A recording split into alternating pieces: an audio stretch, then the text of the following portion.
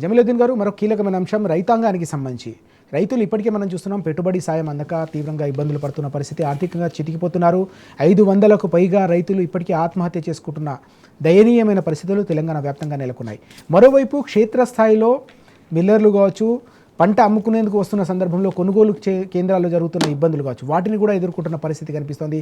మరో సీజన్ ప్రారంభమవుతున్న పెట్టుబడి సాయానికి సంబంధించి కనీసం ఒక ప్రకటన ప్రభుత్వం వైపు నుంచి లేని పరిస్థితి. నిన్న నాగర్ కర్నూలులో ఏకంగా రైతులు రోడ్డెక్కి తీవ్రమైన ఆందోళన, ఆవేదన వ్యక్తం చేసిన సందర్భం కూడా మనం చూసాం. ఎట్లా చూడాలి రైతుల చుట్టూ అల్లుకుంటున్న సంక్షోభాన్ని, పెరిగిపోతున్న ఈ సంక్షోభ పరిస్థితులను? తెలంగాణ రాష్ట్రం ఏర్పడ్డ తర్వాత ఇది మన ప్రాంతం వ్యవసాయ ఆధారిత ప్రాంతం కాబట్టి రైతులకు కావాల్సిన నీళ్లు కానీ కరెంటు కానీ ఇవి రెండు ఫస్ట్ ఇవ్వాలని చెప్పి కేసీఆర్ గారు ఆలోచన చేశారు. దానికి అనుగుణంగానే 24 గంటలు నాణ్యమైన ఉచిత విద్యుత్ రైతులకు అందించారు. ఈ ఘనత బహుశా ప్రపంచంలోనే ఎవరికి లేదు. దాంతోపాటు నీళ్లు తేవాలని చెప్పి మిషన్ కాకతీయ పెట్టి చెరువుల పునరుద్ధరణతో పాటు కాళేశ్వరం లాంటి ప్రాజెక్టులు కట్టారు, నీళ్లు తీసుకొచ్చారు. ఎవరు అడగకుండానే, ఎవ్వరు ఏ రైతు సంఘం అడగలే, ఏ రైతు కూలీ సంఘం అడగలే, ఎవరు కూడా అడగకుండానే కేసీఆర్ గారు సొంతంగా ఆలోచన చేసి ముందుగా ఎరువులు ఫ్రీ ఇద్దామని ఒక ఆలోచన చేశారు. ఆ తర్వాత సరే ఎరువులు మళ్ళీ సెంట్రల్ గవర్నమెంట్తో లింకు, వాళ్ళు సమయానికి ఇస్తారు, ఇవ్వరు, ఈ సబ్సిడీ అంత ఇబ్బంది ఉండద్దని చెప్పి పెట్టుబడి సహాయం, అది ఎరువు కానివ్వండి, అది ట్రాక్టర్కు కిరాయి కానివ్వండి, అది కూలీలకు చెల్లింపు కానివ్వండి, ఏదైనా కానీ పెట్టుబడి సహాయం ఇవ్వాలన్న ఒక మహోన్నతమైన ఆలోచనతోని రైతు బంధు అన్న పథకానికి రూపకల్పన చేసి కేసీఆర్ గారు డబ్బులు ఇవ్వడం మొదలుపెట్టారు. రైతులకు ఆ డబ్బు ఏదైతే ఉందో అది సౌకర్యాల యొక్క మిత్తి నుండి కాపాడింది. టైంకు ఇవాళ నేను దుక్కి దున్నుతా అన్ననాడు వాళ్ళ ఖాతాలో పైసలు పడంగానే అవి తీసుకొని పోయి లేబర్కి ఇచ్చారు, ట్రాక్టర్కి ఇచ్చారు, ఎరువులు కొనుగోలు చేశారు, తీసుకొని కౌలు కట్టిరు, అవసరమైతే వాళ్ళు మిత్తి లేకుండా చేసుకున్నారు. ఈ గతంలో రైతు బంధు లేకముందు పరిస్థితి ఏంటిది అని అంటే సౌకారి దగ్గర మిత్తి తెచ్చుకుంటే ఆ సౌకారి పైసలకు మిత్తి తీసుకుంటుండే, దాంతోపాటు నీ పంట కూడా నాకే అమ్మాలే, ఇదే ధరకు అమ్మాలి అని చెప్పి కూడా అక్కడ మినిమం ప్రైస్ ఏది ఉన్నా కానీ ఈయన ఒక డిసైడ్ చేసుకొని ఆ రేటు కొనుగోలు చేస్తుండే. ఆ దళారీ వ్యవస్థ కూడా తగ్గిపోయింది రైతు బంధు వచ్చిన తర్వాత. వీళ్ళేదో రైతులకు ఆశలు పెట్టారు, మేము రైతు భరోసా ఇస్తాం, 15,000 ఇస్తామని చెప్పి మోసం. ఆ మోసం చేసి ఏంది, పోయిన సంవత్సరం మనం వేసంగి పంట చూసుకున్నట్టయితే సగం మందికి మాత్రమే, అంటే 2 నుంచి 3 ఎకరాల లోపు ఉన్న రైతులకు మాత్రమే ఇలా వాళ్ళు రైతు భరోసా వేసారు తప్ప అది 15,000 అని చెప్పి 12,000 వేసారు. కనీసం 5 ఎకరాలు ఉన్న రైతుకు కూడా ఇవ్వలే. రైతు కూలీలకు 12,000 ఇస్తామన్నారు, అది ఇవ్వలేదు. కౌలు రైతులకు ఇస్తామన్నారు, అది ఇవ్వలేదు. బోనస్ ఇస్తామన్నారు, దాన్ని బోగస్ చేసి పడేసారు. ఇప్పుడు మళ్ళీ వర్షాకాలం వచ్చింది, ప్రకటనలకు ఏముందండి, మేము చినుకు వడక ముందే పైసలు ఇస్తామని చెప్పి ఒక మంత్రి ప్రకటన చేస్తాడు, పక్క నుంచి ఇంకో మంత్రి వచ్చి పైసలు లేవని చెప్పిపోతాడు, ఇంకో మంత్రి వచ్చి లేదు చేస్తున్నామంటారు. ఇప్పుడు వీళ్ళు యువ వికాసం అని ఒక స్కీమ్ పెట్టారు, జూన్ 2కు పైసలు ఇస్తామన్నారు, అది ఎడిపోయిందో తెలియదు, జూలై 2 దగ్గరకు వస్తా ఉన్నది. ఇవాళ రైతుల పరిస్థితి కూడా అదే. నిన్న కలెక్టర్ గారు ఒక స్టేట్మెంట్ ఇచ్చారు, మీరు వరెందుకు పండిస్తున్నారా అని చెప్పి. ఏ జిల్లా కలెక్టర్ ఆయన, నాగర్ కర్నూలు కలెక్టర్ గారు ఒక స్టేట్మెంట్ ఇవ్వడం జరిగింది. ఇది కలెక్టర్ గారి స్టేట్మెంట్ కాదు, ఇది ప్రభుత్వ విధానపరమైనటువంటి స్టేట్మెంట్. ప్రభుత్వ పెద్దల ఆలోచన అట్లా ఉంది, మీరు ఎందుకు వరి పండిస్తారు, మేము పూర్వం రోజులు తెస్తామని చెప్పారు, అదే విధంగా చేస్తున్నారు. అంటే తెలంగాణ ఉద్యమ సమయంలో మేము సిరిసిల్ల లాంటి ప్రాంతంలో గోడల మీద వాల్ రైటింగ్ చేసినాం, చేనేత కార్మికుల ఆత్మహత్యలు వద్దు, రైతుల ఆత్మహత్యలు వద్దు, ఆత్మహత్యలు పరిష్కారం కాదు అని చెప్పి ఏదైతే చేసినామో, మళ్ళీ రైతులు చేనేత కార్మికులు ఆత్మహత్యలు చేసుకునే పాత రోజులను ఈ కాంగ్రెస్ ప్రభుత్వం తీసుకొని వస్తూ ఉన్నది. వీళ్ళ కళ్ళు మండుతున్నాయి. ఆంధ్రలో వరి పండాలి కదా అంటే గతంలో వీళ్ళ గురువు చంద్రబాబు నాయుడు గారి గురువు తెలుగుదేశం పార్టీ వాళ్ళు చెప్పారు, మీకు తెలంగాణలో మెట్ట పంటలు మాత్రమే పండుతాయి, వరి మేము పండిస్తామని చెప్పి. ఇలా ఆంధ్రాలో పండాల్సిన వరి ఇలా తెలంగాణలో సుమారు 3 లక్షల కోట్ల టన్నులు ఎట్లా పండుతా ఉన్నది అన్నది వీళ్లకు ఒక కంటగింపుగా కూడా మారింది. ఈ వరి పండితే దాన్ని కొనాలి, ఈ సన్నాలు వేస్తే బోనస్ ఇవ్వాలి, ఇదంతా ఎందుకు, వీళ్ళని ఎండబెడితే అయిపోతుంది అని చెప్పి ఒక కుట్ర కోణంలో, దాంతోపాటు మిల్లర్లతో కూడా వీళ్ళు కుమ్ముక్కున్నారు కాబట్టి ఆ కోతలు ఎందుకు విధిస్తూ ఉన్నారు మిల్లర్లు అని చెప్పి రైతులు ఆవేదన చెప్పుకోవడానికి వస్తే ఈ బాధ్యత రాహిత్యంగా కలెక్టర్ ఇట్లా మాట్లాడడం ఏదైతే ఉన్నదో, ఇది కేవలం కలెక్టర్ ఆలోచన కాదు, ఇది ప్రభుత్వ పెద్దల ఆలోచన, ఇది ప్రభుత్వ విధానంగా మనం చూడాల్సిన అవసరం ఉన్నది. రైతులు ఇప్పటికే అర్థం చేసుకున్నారు, మళ్ళొక్కసారి వీళ్ళు వస్తే వీళ్ళ సంగతి చెప్తామని అంటున్నారు. కానీ వీళ్ళు మళ్ళీ 3.5 సంవత్సరాలు వేడి చేయకుండా రైతులు కానీ, ఇక్కడ మేధావులు కానీ, ప్రజలు కానీ రోడ్ల మీదకి వచ్చి తిరుగుబాటు చేస్తే తప్ప ఈ మొండి ప్రభుత్వం మెడలు వంచలేని పరిస్థితి ఇలా ఉన్నది. ఇలా ప్రతిపక్ష పార్టీ కొట్లాడేకాడికి కొట్లాడుతూ ఉన్నది. కానీ ఈ ప్రజల్లోపట ఈ చైతన్యం వచ్చి ఈ తిరుగుబాటు వస్తే తప్ప ఈ ప్రభుత్వానికి బుద్ధి రాదు అని చెప్పి నేను అనుకుంటాను. ఎస్ శ్రీనివాస్ గారు, ఇక్కడ మనం చూసాం గత 10 ఏళ్ల కాలంలో రైతుకు రక్షణ వలయంగా అనేక రకాల సంక్షేమ పథకాల సమాహారం కొనసాగిన పరిస్థితి. కానీ ఒక్కో సంక్షేమ పథకం దూరం అవుతున్న పరిస్థితి. పెట్టుబడి సాయం కావచ్చు, ఇంతకుముందు మీరు అన్నట్టుగా రైతు బీమాకు సంబంధించిన ప్రీమియం కూడా చెల్లించకపోవడం, చివరికి అష్ట కష్టాల కోర్చి రైతు పండించిన ధాన్యాన్ని కొనుగోలు చేసుకునేందుకు కొనుగోలు కేంద్రానికి వస్తే కొనుగోలు కేంద్రాలు లేని పరిస్థితి.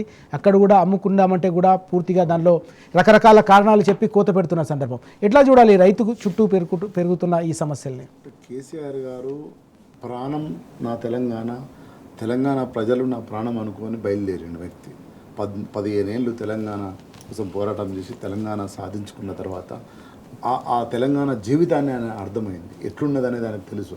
అందులో తెలంగాణ భూమి కన్న బిడ్డ, పెంచుకున్న బిడ్డ కాబట్టి రాగానే ఏ నీళ్ళ కోసమైతే 60 ఏళ్ళు మనం పోరాటం చేస్తున్నామో, ఏదైతే ఇక్కడ పంట పండించరాదు అన్నారో, ఆ మడిమే అడ్డం పెడితే మడి నిండుతుంది నా తెలంగాణ అని కేసీఆర్ గారు తెలంగాణ ఉద్యమంలో నినాదం ఉందో ఆ విధంగా నీళ్ళు ఇచ్చిండు.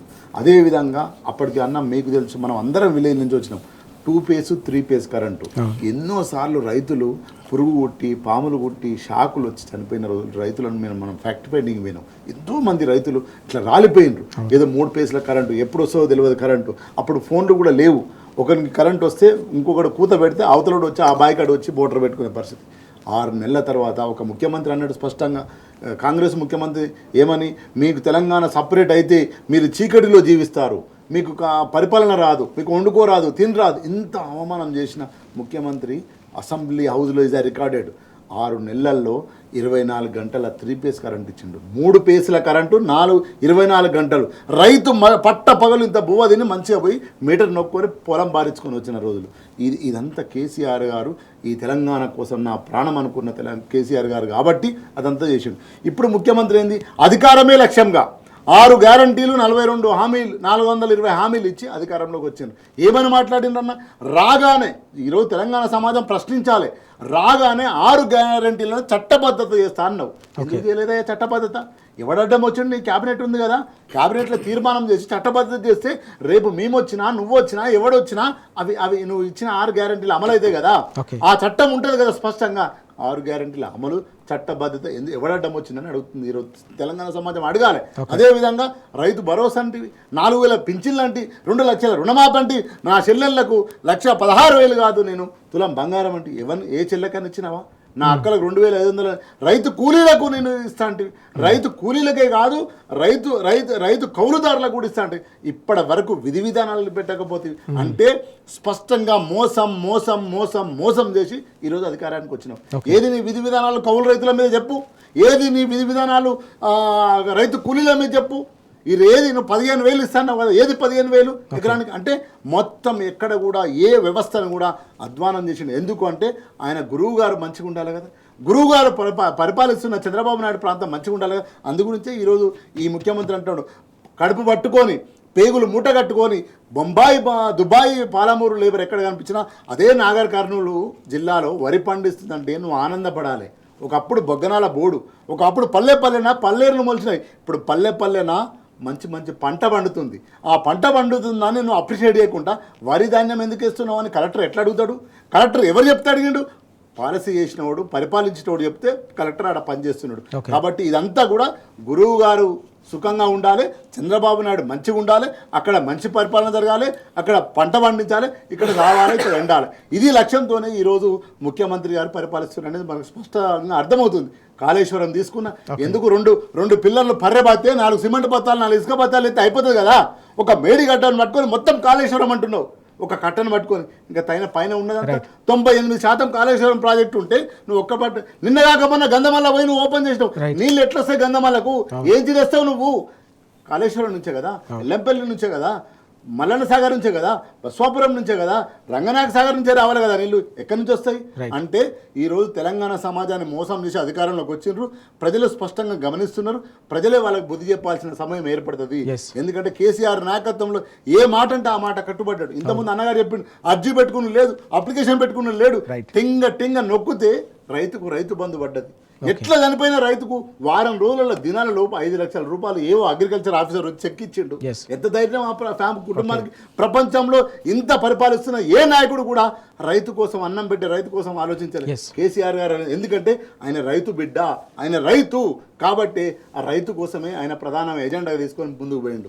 సో కాబట్టి అట్లా పరిపాలించిన నాయకుడిని వదిలిపెట్టి ఈరోజు ఈయన వచ్చింది కాబట్టి ఏమి జరుగుతలేదు అన్నది. అందుగురించి కాంగ్రెస్ పార్టీ ఫెయిల్ అబద్ధాలతో అధికారంలోకి వచ్చిండు, అబద్ధాలతోనే పరిపాలిస్తుండు తప్ప ఏ ఒక్క పథకం కూడా ఈరోజు ఈ రాష్ట్రంలో అమలు అవుతలేదు అనేది అర్థమవుతుంది స్పష్టంగా. అందుగురించే గ్రామ పంచాయతీ ఎలక్షన్లు పెట్టడానికి భయపడుతున్నాడు, పెట్టలేకపోతున్నాడు. రేపు పెట్టితే వాళ్ళ కాంగ్రెస్ని ఎన్ని కిలోమీటర్ల లోతు తొక్కాలో అన్ని కిలోమీటర్ల లోతు తొక్కడానికి తెలంగాణ సమాజం సిద్ధంగా ఉన్నది. ఎస్, మనం చూస్తున్నాం నిజంగానే రైతులు గత 10 ఏళ్ల పాటు పూర్తిగా ధీమాగా ధైర్యంగా బతికిన తెలంగాణ రైతు, పంజాబ్ని తలదన్నే స్థాయిలో ఎదిగిన తెలంగాణ రైతు ఈరోజు దిగాలు పడుతున్న పరిస్థితి, చితికిపోతున్న పరిస్థితి, అనేక రకంగా నష్టపోతున్న సందర్భం క్షేత్రస్థాయిలో కనిపిస్తుంది. ఈ క్రమంలోనే ప్రతి ఒక్కరు కూడా గత 10 ఏళ్ల కాలంలో వ్యవసాయ విప్లవం ఏ విధంగా కొనసాగిందో తెలంగాణలో మనం చూసాం. ఇప్పుడు గత 1.5 ఏడాదిన్నర కాలంగా కాంగ్రెస్ పాలనలో ఏ విధంగా వ్యవసాయం చిన్నాభిన్నమవుతుందో కూడా తెలంగాణ సమాజం గమనిస్తోంది. ఆ తేడాను గమనిస్తుంది. ఢిల్లీ పార్టీలను నమ్మితే జరిగిన మోసాన్ని కూడా వారు ప్రత్యక్షంగా చూస్తున్నారు, అనుభవిస్తున్న నేపథ్యంలోనే తప్పకుండా రానున్న రోజుల్లో సరైన గుణపాఠం చెప్తాం ఈ పార్టీలకు. తప్పకుండా తెలంగాణ రైతులను ఇన్ని కష్టాలకు గురి చేస్తున్న ఈ పార్టీలకు తెలంగాణ గడ్డపై పుట్టగతులు ఉండవని వారంతా కూడా శాపనార్థాలు పెడుతున్న పరిస్థితి క్షేత్రస్థాయిలో కనిపిస్తూ ఉంది.